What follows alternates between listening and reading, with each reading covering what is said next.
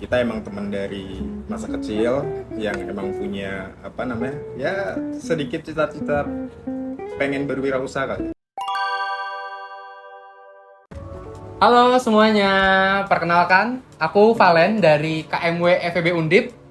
Sebagai gambaran kecil, KMW itu adalah kelompok studi yang ada di FEB Undip yang berfokus pada bidang wirausaha. Dan kali ini aku nggak sendirian, aku bareng Kak Reska selaku owner dari Terus Terang. Halo Kak. Halo, gimana kabarnya kalian? Baik banget, apalagi bisa ada di Terus Terang hari ini bareng Kak Reska. Boleh kenalin diri dulu Kak, sekalian mungkin memperkenalkan Terus Terang nih Kak. Oke. Halo semuanya, teman-teman. Nama saya Reska. Saya salah satu owner juga di Terus Terang Coffee. Dan kita owner di Terus Terang Coffee sebenarnya ada 3 orang lah ya. Oh oke. Dan kita emang teman dari masa kecil yang emang punya ya sedikit cita-cita pengen berwirausaha kali.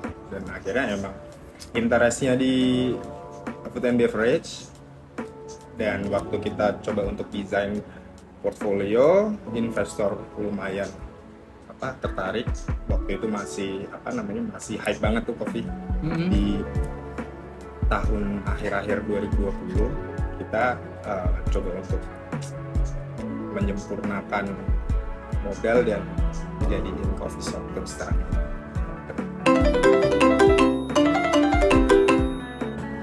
Ya, Wira Muda, sekarang kita bakal main games kecil-kecilan bareng Kak Reska. Nama gamesnya Mitos atau Fakta.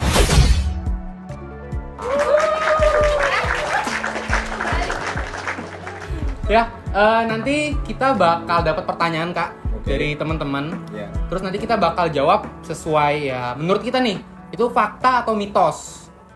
Gitu. Siap Mitos Kak? atau fakta? Siap.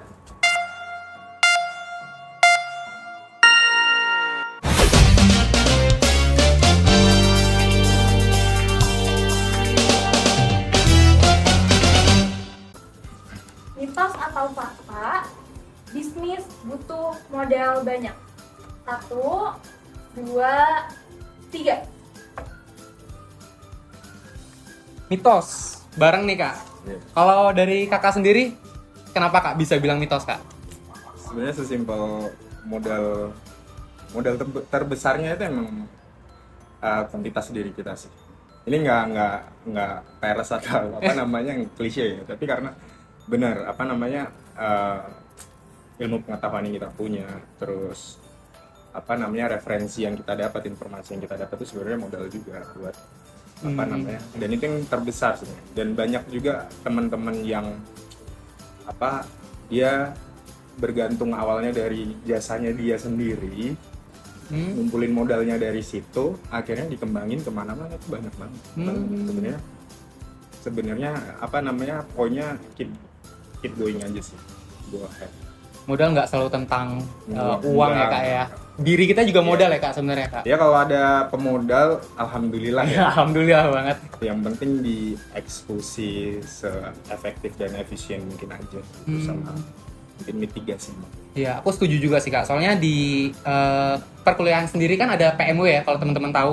Ada PMW, ada PKMK, itu kita bisa dimodalin Kak. Okay. Dengan ikut lomba itu, Yeah. mana ide yang bagus dimodalin. Betul. Jadi ya mitos.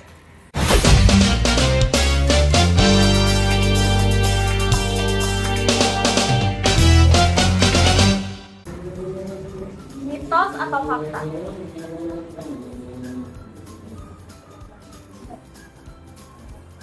Entrepreneur harus ekstrovert atau enggak? 1, 2, 3. Mitos lagi, lagi-lagi ya. Kalau dari Kakak sendiri, kenapa Kak? Kuncinya sebenarnya bukan di introvert sama extrovert ya. Itu kayaknya cuma alasan sih. Poinnya tuh sebenarnya di kualitas diri kita sendiri, gimana kita manfaatin kesempatan, opportunity, terus yang penting kualitas kita tuh kasih tahu aja, buktiin ke orang gitu, biar orang tuh tahu. Dan apa jasa kita, apa produk kita, orang tuh mau datang buat at least coba gitu kan. Dan apa namanya, customer tuh nggak bohong kok kalau misalkan mau kita introvert, extrovert, kalau kualitas kita bagus, cara berpikir kita benar dalam bisnis tuh pasti mereka bakal balik lagi. Tapi Yang penting tingkat kepuasan. kalau kakak sendiri, ekstro atau intro nih? Kayaknya di tengah-tengah. Tengah-tengah. Apa sih bahasanya ada Ambivert berarti. mungkin ya. Oke, menarik ya. Ambivert, tengah-tengah berarti.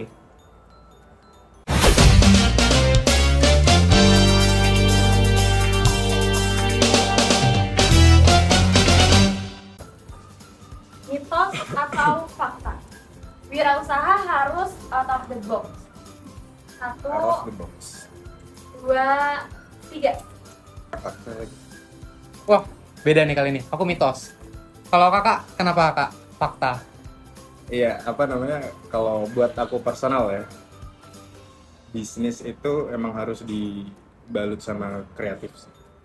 Kreatif kan outputnya juga salah satunya out of the box sih. Nah, apa namanya, cara kita bisa kapan menggunakan lateral thinking, berpikir untuk secara efektif, efisien, dan apa namanya, bisa tahulah goalsnya apa dengan cara yang kreatif, intinya itu. Jadi untuk kita bisa out of the box itu walaupun nggak segampang itu ya, tapi harus di push sih. Maksudnya untuk kita banyak metode yang banyak metode, salah satunya design thinking itu metode yang bagus untuk kita bisa cari cara gimana kita bisa berpikir out of the box. Dan itu bisa banyak benefit, salah satunya juga entah inovasi terutama ya, banyak tuh. Jadi nggak ada kata-kata melulu atau mainstream segala macam, itu penting sih. Oke. Tapi kali ini kan kita agak beda nih kak. Iya. Aku bilang mitos, aku boleh jelasin nggak Boleh, kak? Kenapa kalau aku kenapa bisa bilang mitos? Karena aku punya beberapa teman kak yang usaha orang tua sih sebenarnya.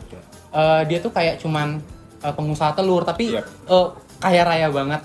Pengusaha pupuk tapi ya sukses juga. Jadi makanya aku mikir kayaknya nggak harus selalu di sisi ide bisnisnya itu nggak harus selalu yang baru, yang beda. Tapi memang dalam pengembangannya harus aku akuin fakta sih, harus out of the box ya. Benar. Kalau kita bicara core bisnisnya, apapun terserah. Apa yang menurut kalian menarik, terus passionate-nya di mana atau expertise-nya di mana, terserah.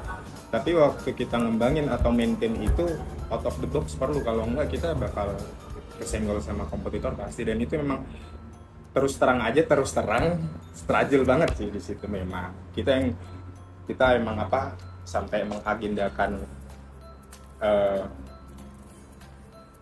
waktu-waktu dalam seminggu tuh untuk cari ide-ide baru tuh pasti ada satu hari. Terus maintain gitu ya. Oke, kalau begitu ganti.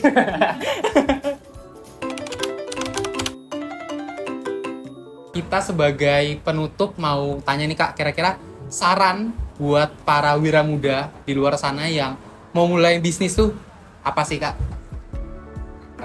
Mungkin kalau saranku perbanyak informasi sama literasi, perkuat fundamental sekalian, terutama yang dapat privilege sudah berada di dalam fakultas ilmu bisnis sama ekonomi, pasti ada kan. Nah itu kuatin fundamentalsnya, informasi apapun. Dan hal yang paling simpel bisa dilakuin hari ini tuh sebenarnya, kita kan bersosial sekarang nggak cuman ketemu ya, tapi online juga. Nah di sosial media tuh kalau saranku nih, atur algoritma kalian sendiri deh. Maksudnya informasi yang kalian dapat itu yang nentuin kalian hari ini sama kedepannya, termasuk kemana kalian mau melangkah, bisnis seperti apa yang mau kalian ambil, itu kalian bisa filter sendiri informasinya. Dan ya balik lagi ke nyaring informasi, dapat informasi banyak-banyaknya, sama yang paling penting lagi diimplementasiin. Nggak usah nunggu apapun, jangan jadiin masalah itu masalah, tapi masalah itu ya tangan. Oke, aku boleh nambah pertanyaan gak nih kak? Boleh. Tadi ada yang menarik nih, literasi sama informasi nih kak. Kalau dari kakak sendiri ada gak? Mungkin saran kakak dapat informasi atau belajar dari mana? Atau bahkan buku yang kakak baca? Oke. Kalau buku hari ini lebih ke behavioral sih. Maksudnya lebih ke personality, kayak mungkin 5am kan yang lagi bagus hari ini. Dan kalau mau dapat informasi literasi dari manapun, dari platform apapun, media apapun tuh sebenarnya bisa. YouTube apapun segala macam, baca buku juga oke gitu. Tapi kan mungkin nggak semuanya lebih terfasilitasi atau lebih nyaman nonton dan dengerin YouTube. Oke sih, maksudnya tinggal gimana kita cari referensinya aja, semuanya ada di dalam situ. Jadi nggak ada alasan untuk nggak riset atau belajar lah. Gila, keren banget, tepuk tangan guys. Ya kak, sebagai penutup dari acara kita jargon ya kak, jargonnya KMW kak. KMW FEB Undip, berwirausaha, berbisnis cerdas. Oke, teman-teman jangan lupa ikutin sosial media kita yang nanti akan ada di bawah sini. Terus jangan lupa terus terang juga mampir. Siapa tahu ntar ketemu Kak Reska, bisa ngobrol langsung, nggak ada yang tahu. Sekali lagi makasih banyak kak buat waktunya. Semoga sukses terus buat terus terang, makin rame, makin lancar. Amin. Kami juga makasih udah kolaborasi sama kita dan makin sukses ke depannya ya. Amin. Oke, sampai ketemu lagi Wira Muda. Dadah. Thank you.